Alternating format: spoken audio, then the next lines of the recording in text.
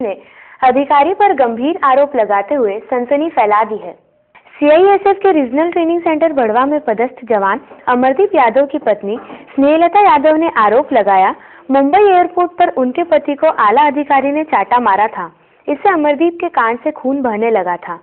उन्होंने इस संबंध में शिकायत की, लेकिन कोई सुनवाई नहीं हुई।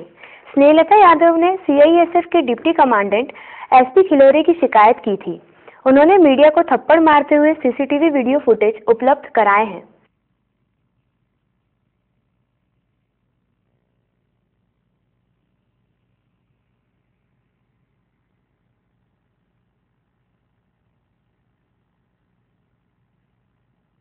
जी हाँ, मेरा नाम स्नेहलता है। मैं एसआई अमरदीप की पत्नी हूँ। मेरे पति सीआईएसएफ में कार्यरत है। हम लोग मुंबई एयरपोर्ट पर मेरे पति की ड्यूटी लगी हुई थी। ये 2 बजे का समय था जब उनके कल के अधिकारी ने कब ड्यूटी लगी थी, कौन से समय? 1 मई 2016 को ड्यूटी लगी हुई थी। मेरी दोपहर का समय था और मेरे पति कल के बैठे हुए थे कि वहाँ ऐसी जगह ड्यूटी लगाई हुई थी, एक एसी की, एक एसआई की, जहाँ पर 4 एसियों की गर्म हवा आती है, जिससे उनके शरीर पर बहुत नुकसानदेह। जब एसियों की गर्म हवा सीधी उनके शरीर पर बहुत असर डालती है, बहुत जहरीली गैसें निकलती हैं। तो मेरे पति वहाँ बैठे हुए थे, तभी डीसीएसपी खिलाड़ी आते हैं और पीछे से उनके इतनी तेज थप्पड़ मारते हैं कि उनके कान में से खून निकलने लगता है, उनको चक्कर भी आ जाते हैं। उसके बाद वो तो चले जाते हैं। उसके कारण नहीं बताया क्यों मारा उन्होंने? उसका कोई कारण नहीं था, वो बस बैठा देखकर उन्हें गुस्सा आ गया और उन्होंने मार दिया कि हमसे छोटा है हमको। उसके बाद जो शाम को डिफेयरिंग होती है, उसमें एसी नरेश जो थी, 200 लोगों के सामने मेरे पति को निकाला और पूछा कि आपके साथ डीसीएसपी खिलाड़ी ने क्या किया। जब उन्होंने कहा कि कुछ नहीं किया, भाई सबके सामने कैसे बोले, क्या बोले?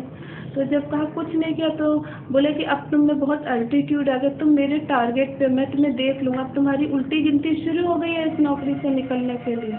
तब हमने ये शिकायत हमारे आईजी और डीआईजी साहब से की। जब हमने ये शिकायत की तो हमारे लेटर वहाँ तक नहीं दिए गए और हमें कोई जवाब नहीं मिला। दोबारा हमने फिर इस बात की कि हमारे लेटर हमारे आईजी डीआईजी तक नहीं पहुँचे हैं। तब कल से हमें डिस्पैच नंबर दिए जाएँ कि हमारे लेटर्स क्यों नहीं पहुँचे। तो हमने जब उनसे पूछा तो उन्होंने भी हमें यही जवाब दिया कि आपकी विभागीय कार्रवाई चल रही है। और ये विभागीय कार्रवाई सिर्फ एक तरफा चल रही है, हमारे ऊपर चल रही थी, क्योंकि इन्हीं का कोर्ट है, इन्हीं के जजेस जैसा चाहते वैसा फैसला हमें सुनाते, लेकिन न्याय नहीं देते। जो न्याय देना चाहिए वो अभी तक नहीं दिया गया। उसके बाद मेरे पति को कल लगभग 1 महीना बाद सस्पेंड कर दिया गया। घर पर शाम को करीबन 5 बजे 10-12 लोग आए और बोले कि क्या बोलते सब कोर्ट का क्या कहना पड़ रहा है? हमारे उच्च अधिकारी हमसे कुछ नहीं कहते, बस इतना कह देते कि आपकी विभागीय कार्रवाई चल रही है। लेकिन विभागीय कार्रवाई कहाँ चल रही है? सिर्फ हमारे ऊपर चल रही है।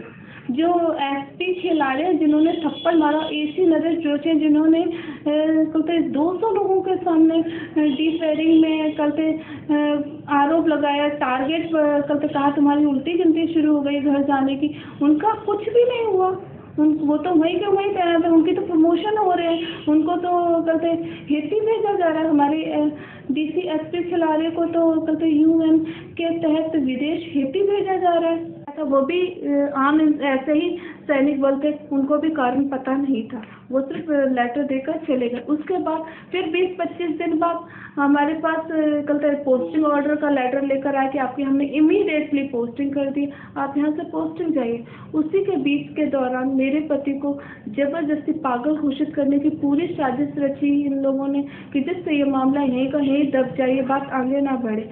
फिर हमने अपने दिल्ली डीआईजी और डीएसपी को फ़ोन लगाया, आईजी को, लेकिन वहाँ से भी हमें सिर्फ यही सुनने को मिला कि आपकी कार्रवाई चल रही है, हम आपका मैटर देख रहे हैं। लेकिन हमने लगातार उनसे 4-5 दिन संपर्क बनाया, लेकिन वहाँ से भी हमें कोई भी न्याय नहीं मिला। उल्टा हमको कहते पोस्टिंग 1 दिन के अंदर अंदर इमीडिएटली आउट कर दिया गया।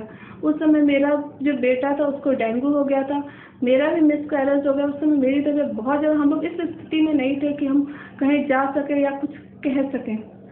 उसके उसके बाद मेरे पति को लगातार ये लोग हरासमेंट करते, लगातार ऐसी हार्ड जगह पे पोस्ट ड्यूटीज लगा देते जिससे ये परेशानी उत्पन्न हो और उनको मानसिक स्थिति की परेशानी क्रिएट हो। पूरा मेरे बच्चों की मिड सेशन में पढ़ाई बर्बाद कर दी, पूरा मेरा घर तहस नहस कर दिया।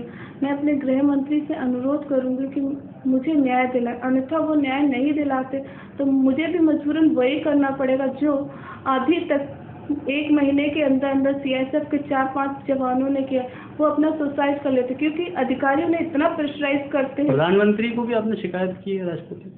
जी मैंने सभी को भेजा लेकिन वहाँ से कोई रिप्लाई नहीं आया मेरे लिए। किसको करी शिकायत? मैंने गृह मंत्री को, प्रधानमंत्री जी को, सभी को करते लेटर्स लिखे लेकिन मेरे पास कोई जवाब नहीं आया।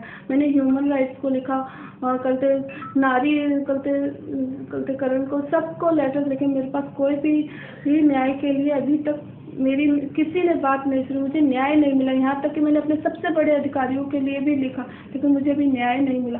और मैं इसीलिए अपने गृह मंत्री प्रधानमंत्री जी से अनुरोध करती हूँ कि मुझे न्याय दिलाए और उन अधिकारियों को गिरफ्तार करवाएं जिन्होंने ये सब काम किया। ये सब मेरी कहानी नहीं है, जो अर्धसैनिक बल में जितने लोग हैं सबकी कहानी है। सबके साथ रोज ऐसा कुछ होता है जिसको वो उनका हरासमेंट किया जाता है, उन्हें उनका शोषण किया जाता है कि वो सिर्फ मुंह बंद करके चुपचाप रह जाते हैं। इसलिए मेरा गृह मंत्री जी से और प्रधानमंत्री जी से अनुरोध है कि हम सबको न्याय दिलाएं।